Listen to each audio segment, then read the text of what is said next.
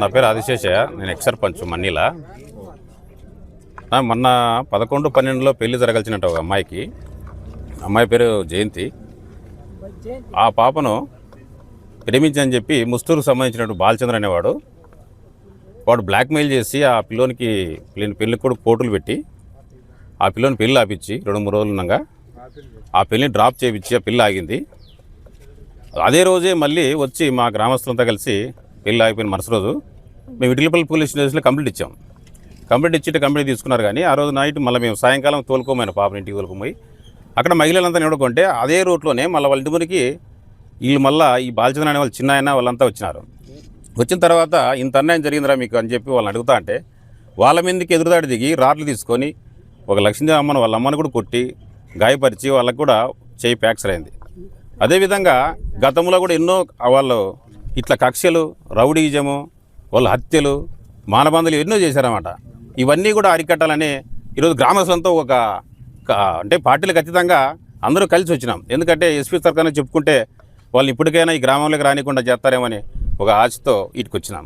ఈ మీడియా ద్వారాగా ఈ జిల్లా అధికారులన్నా కానీ ఈ సమస్యను పరిష్కరించాలని కోరుకుంటున్నాం. ఎమ్మెల్యే దగ్గరికి పోయినారా మీరేమన్నా? ఎక్కడా పోలేదు సార్, మేమైతే ఎక్కడ సార్. వాళ్ళకి ఏ సపోర్టు లేదు. ఆ నాయలు గతం 30 సంవత్సరాల నుంచి కూడా ఈ రౌడీజం అంటే ఒక్క కుటుంబాన్ని బెదిరిస్తారు సార్. వాళ్ళు ఎవరైనా కంప్లైంట్ ఇచ్చినామంటే వాళ్ళని సాయంకాలమే కొడతారు. స్టేషన్కే వస్తారు. కానీ స్టేషన్లో వాళ్ళు మందలించి పంపిస్తానే ఒక 5-6 బైకులు 10 బైకుల్లో స్పీడ్గా వెళ్ళిపోయి ఊర్లో కేకలు వేసుకుంటూ ఏం చేస్తారా మమ్మల్ని అని చెప్పి ఆ కుటుంబాన్ని మీద మళ్ళీ పోయి దాడి చేసి వాళ్ళని కొట్టి చంపుతారు సార్. అటువంటి సమస్యను ఈరోజు ఊరంతా బయటకు వచ్చారంటే ఈ ప్రాబ్లం ఇప్పుడుది కాదు సార్ ఇది. ఎందుకంటే ఈరోజు పాపకి అన్యాయం జరిగింది కానీ బయటకు వచ్చినాం. కానీ గతంలో ఎన్నో జరిగినాయి, ఎప్పుడు బయటకు రాలేదు. ఈరోజు వచ్చినారు సార్. దయచేసి ఇప్పుడన్నా పోలీసు వారు యాక్షన్ తీసుకొని వాళ్ళను కఠినంగా శిక్షించాలని కోరుకుంటారు సార్ మీడియా. మాది మన్నీలా మా కూతురికి పెళ్లి జరిపోయింది. గంగలకొండ పెళ్లి ఆదివారం నాడు తలవాళ్ళు పడాల్సిన టైం. ముస్టూరు కాటాయిల సంబంధం. బాలచంద్ర గారు నా కూతురికి అన్నీ బెదిరించి ఆత్మహత్య చేస్తా, మీ నాన్న చేస్తా, మీ అమ్మని చేస్తానని మా కుటుంబానికి మాకు అన్యాయం చేసినారు. మాకు న్యాయం కావాలని మీ ముందుకు వచ్చిన మా ఊరు గ్రామస్తులకు మాకు ఆడలకు రక్షణ లేదు. ఏం చేసినా కూడా మాకు ఈ న్యాయం చేయ, మాకు వాళ్ళు ఊర్లోకి రాకూడదు, మా గ్రామంలోకి రాకూడదు. అసలు ఇప్పుడు వధువుకు పెళ్లి కావాలి, మా కూతురు పెళ్లి చేయకపోతే మా కూతురు బతకదు. ఇప్పుడు బతికే స్థితిలో లేదు. అమ్మాయి చాలా కూలిపోయేదిగా ఉంది. అందుకు మీరు ఏమైనా కూడా మీరు అందరినీ కూడా నేను మాకు అవతల ముస్టూరు బావి కాటయ్య వల్ల మనవడు ఈశ్వరయ్య కొడుకు బాలచంద్ర బెదిరిస్తాడు. కత్తులు తీసుకొని మీ అమ్మని చంపుతా, మీ అన్నని చంపుతా, నిన్ను చంపుతా, చేసుకుంటే పిల్లోని చంపుతా నేను మెసేజ్లు పెట్టి నిన్ను ప్రేమించిన నేను అని అన్ని బెదిరించి వానికి పెళ్లి కూడా అయింది ఆల్రెడీ.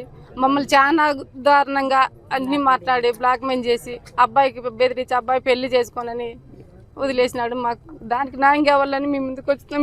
ఇంతకంటే ఎవరు చేసాము?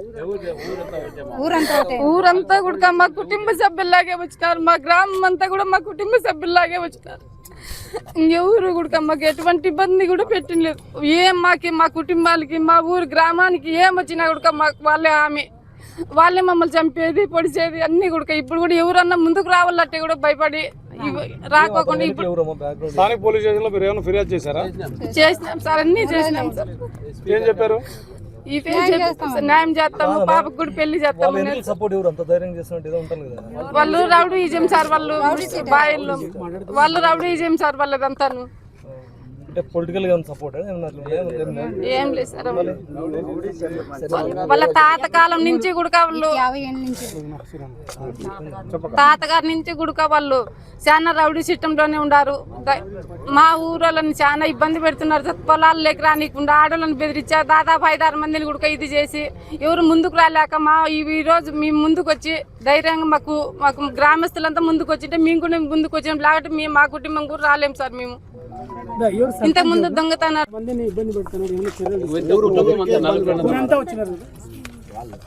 ఆల్రెడీ వీరు ఇచ్చిన ఫిర్యాదు పైన కేసు కట్టి వాళ్ళని అరెస్ట్ చేయడం కూడా జరిగింది.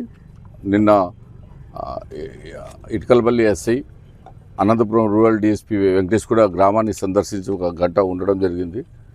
వాళ్ళ గ్రూప్ వాళ్ళు మిగతా వాళ్ళు ఎవరన్నా ఉంటే వాళ్ళని కూడా ఇప్పుడు పిలిపించి డిఎస్పీ ఆఫీస్లో కౌన్సిలింగ్ కూడా చేయడం జరిగింది. గ్రామంలో వాళ్ళు తిరిగి ఇట్లాంటి పునరావృతం కాకుండా చూసుకోవడానికి గట్టి చర్యలు తీసుకోమని కూడా డిఎస్పీ గారికి తెలియజేయడం జరిగింది. వీళ్ళు ఇచ్చిన ఫిర్యాదు మేరకు దాని ఫాలోఅప్ కూడా మేము చూస్తాం.